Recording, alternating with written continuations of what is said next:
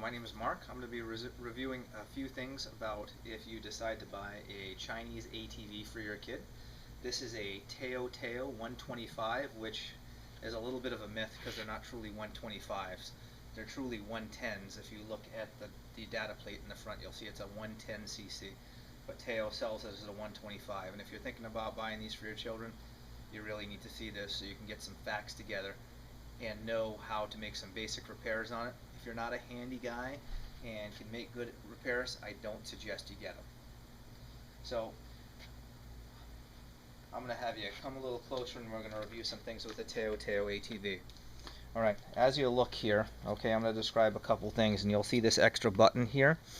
This is an extra starter switch, because frequently when you're using these, you do have problems with the ATV as far as you'll have problems where it won't start. Most of the Chinese ATVs are electrical nightmares. Alright, let's go over some key components of the gas system and a couple other things you'll find. As you go down here, as you'll look, a lot of these things come through from the factory. They either don't have a gas filter at all, or they have an inferior gas filter. I highly recommend buying yourself a new gas filter, because especially one of these clear ones, you can pick them up in any cycle shop, because this allows you to see if there's any debris or anything getting in there. And I highly recommend changing these things annually.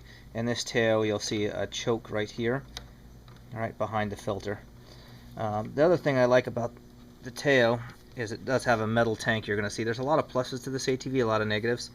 One of the other things that you'll find that the China ATVs don't put in, which is a must, is you have to have a fuel petcock. So what you want to do is you want to put one of these in, because if you can't shut the gas on and off, you're going to find it's a frequent nightmare to work with. Okay, so put in a fuel petcock. You can pick these up for anywhere from about $11 or so at your local cycle supply shop. You gotta have one though. It's an absolute positive must. And the reason for that is these carburetors frequently will get gummed up if gas hits them even in a day. So what you want to do is, after you're done, shut the gas off, run the carburetor till it's dry to make sure you have no gas left. And as you see, I haven't done that, because you can see as I shake this around, a little bit of gas still sitting in there, which I'll turn to varnish, and I'll end up taking this carburetor apart and cleaning it. They frequently use pretty soft metals in these things. Okay, as you scroll back, I want to show you one of the positives, and this is the reason why we have the Tao. It's very hard in all the name brands, believe it or not, to find an ATV you can shift. This ATV has 3 forward gears, and a reverse gear in it, which is really nice, because when you're trying to teach your kids how to shift to get ready for a bigger ATV, there's not too many brands that have this. Not only does it shift, but a lot of them either shift, don't have a shifter, or don't have a proper braking system, and this happens to have everything, front and rear brakes. Alright, so that's a couple components over here I want to review. Also, you'll notice on the back of a lot of these China ATVs, it's gone from here, but there is a little kill switch you can use, which is there, which has a cable you pull, which shuts it down if you're trailing your kids. I tried trailing my kids, and let me tell you, there's no way I can grab onto that thing. It's worthless. And honestly, again, a lot of these China ATVs are electrical nightmares. I highly recommend taking that out and then rerouting the wire so it's connected and you don't need the kill switch at all. Can't stress enough oiling these things.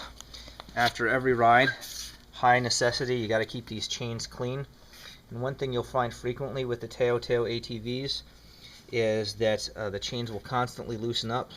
This is your adjuster down here on the bottom of every ATV for the chains, and you'll have to loosen up the bolts, get your adjusters, and get some tension.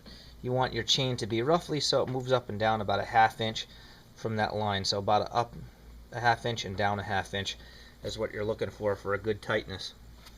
Another thing in the ATVs which you might want, depending on the community you're in, is if you look in the exhaust, you're going to see this has a this little spark arrestor in here, which if you're going to ride in a lot of National Forest Service areas, if you don't have a spark arrestor in there, it's illegal. And again, that helps you meet California emissions.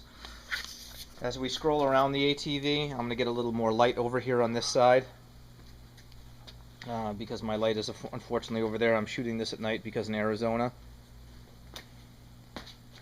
it's real dark. I mean, it's real hot, and so it's easier for me to do this without being in the scorching sun.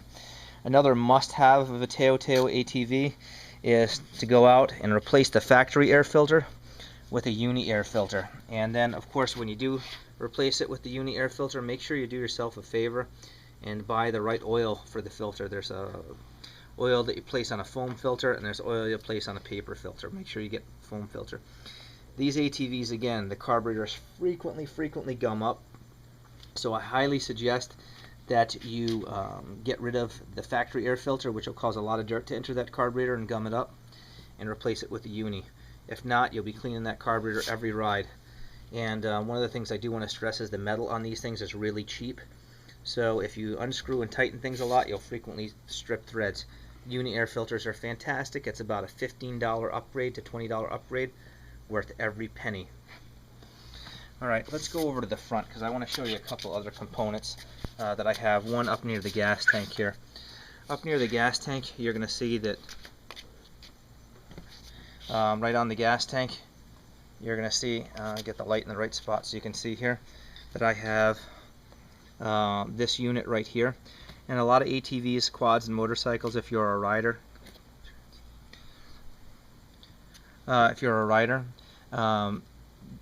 motorcycle and ATV batteries don't last a long time. You're lucky to get a season. One of the things I suggest is the batteries under the seat in this particular model. You take it out if you're not going to ride it for a few months and put it in the refrigerator. You'll get more life out of it. But what this is it's a battery alternator tester, and it's showing you now. You can see how it lights up. These sell for about $5 or so at Harbor Freight, and right now I have only a fair charge in the battery, which is pretty normal since I've let it sit a little while.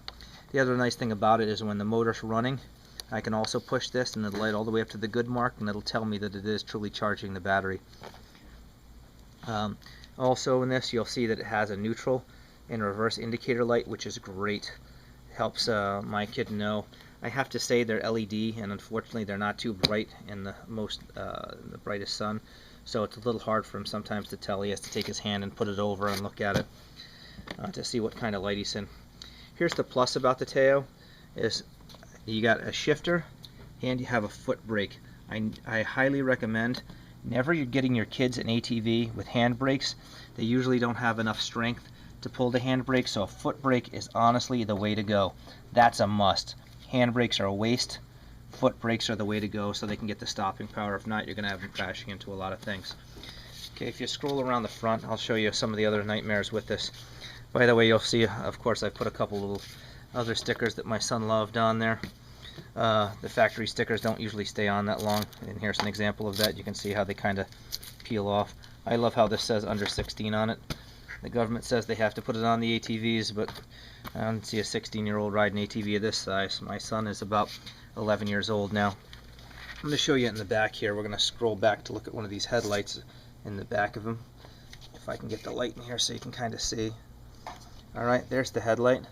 This wiring system frequently pulls apart, so you're going to see what I had to do is I've had to put the headlight back in there, and I've had to redo the grounds, and I had to redo it with a little nut and a bolt. It's very hard to see there.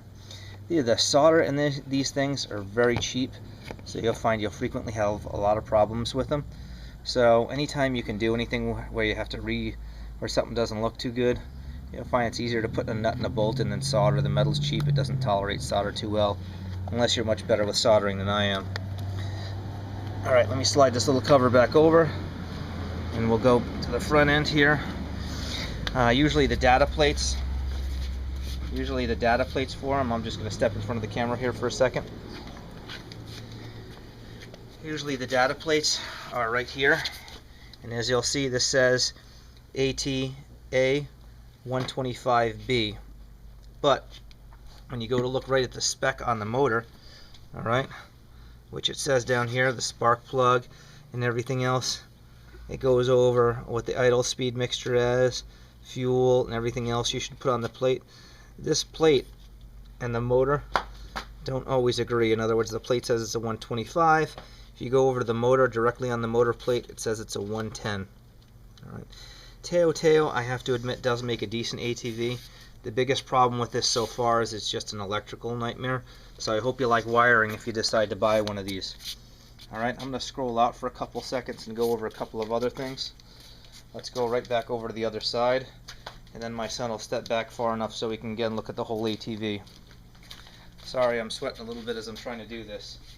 Your other nightmares you're going to find with these is that they're pretty good, but they don't tolerate really, really rough terrain. If you want a really rough terrain, you're better off with the Polaris. I'll say though, for a Polaris, you're going to spend about $2,600 to $2,000 on a Polaris ATV of this size, and your child will probably outgrow it in a few years. So unless you're doing a lot of riding, this ATV is about $800 or so, $900 maybe. They crate ship it right to your house. Again, there's a couple components to put together. If you're handy, it'll work just great for you. But again, not the roughest ATV terrain. You're going to find a lot of the China ATVs. I find the motors run pretty solid. Again, the carburetors require a lot of cleaning. But the two deficits I've always found is the steel's usually pretty weak, and they do fracture, and you get a lot of breaks in them if you're riding them too rough or roll them over. So keep in mind the steel's a little soft, and the electrical systems are usually a nightmare.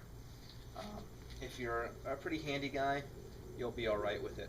Your biggest maintenance thing is after every ride. Clean that air filter. You may have to clean the carburetor, but good cleaning.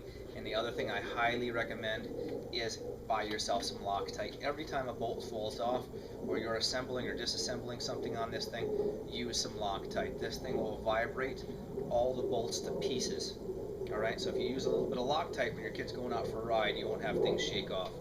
If you buy a quality ATV like a Honda again, or buy a Polaris, you'll find the bolts are all really marked with Loctite. But again, you're talking a $1,500 difference. This ATV, because it has the 3 speeds, goes about 42 miles an hour. I clocked it with my Enduro. So it's a really quick ATV, really quick for a 10, 11-year-old. But again, I think it's well worth the money as long as you're a little handy. If you're not handy, spend the money, get the Polaris, and it'll be fine. But if you're handy for the money, it's a pretty good ATV. Well, you have yourself a good day. I hope you liked this review. Please feel free to leave a comment if you have any. And if you do have questions about them or some concerns, hey, write me and we'll go over it, because I'm always interested to see what other people have to say. Take care.